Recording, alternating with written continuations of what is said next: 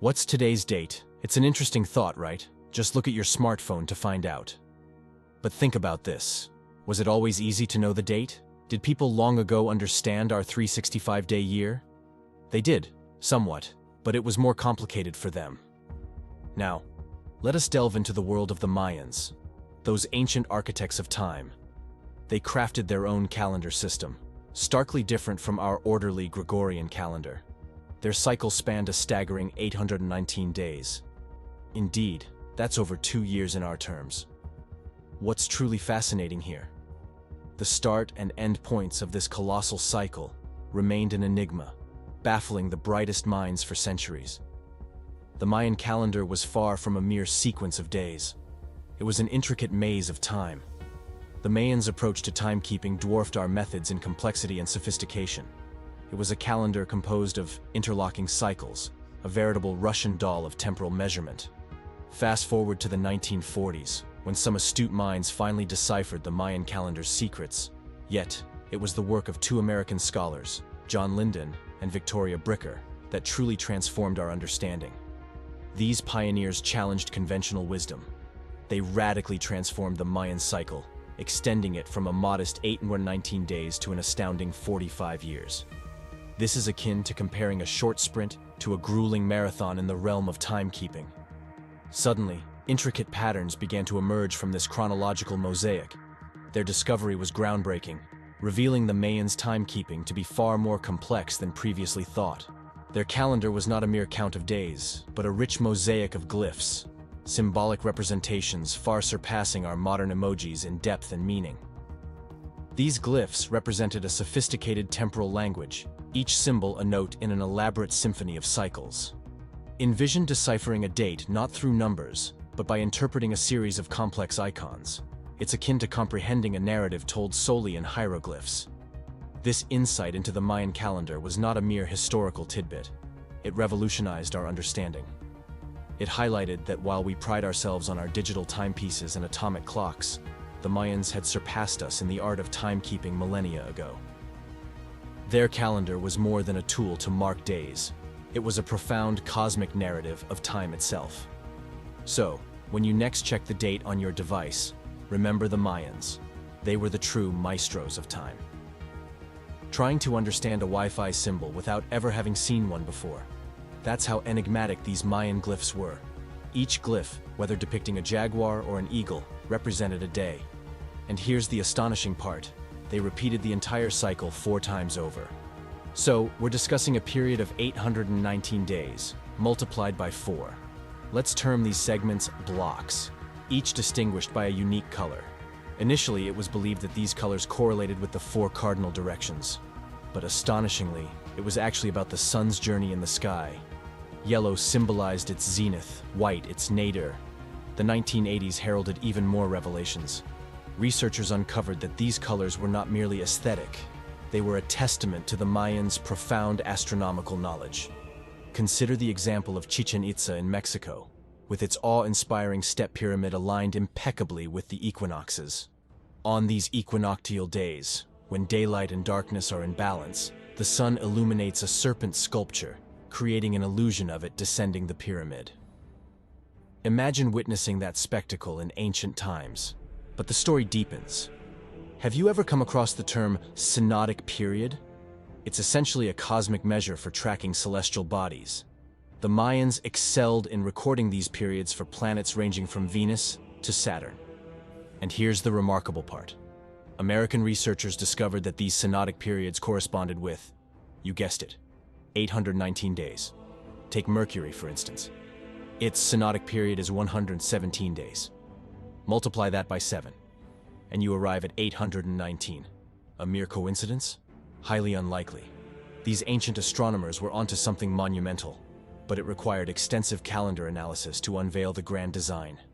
The enigma of the Mayan calendar, a cosmic conundrum that baffled many for ages. Why the prolonged mystery? The reason is straightforward: scientific myopia. Researchers were fixated on individual celestial bodies, neglecting the broader solar system context. But let's broaden our perspective. Recall the 2012 frenzy? The widespread alarm that the world would end on December 21st. Spoiler, we're still here. What was all the commotion about? It turns out the Mayans were simply turning a page in their cosmic calendar. Their long count cycle concluded in 2012, akin to our December 31st. It was essentially a galactic New Year's Eve, not a doomsday prophecy.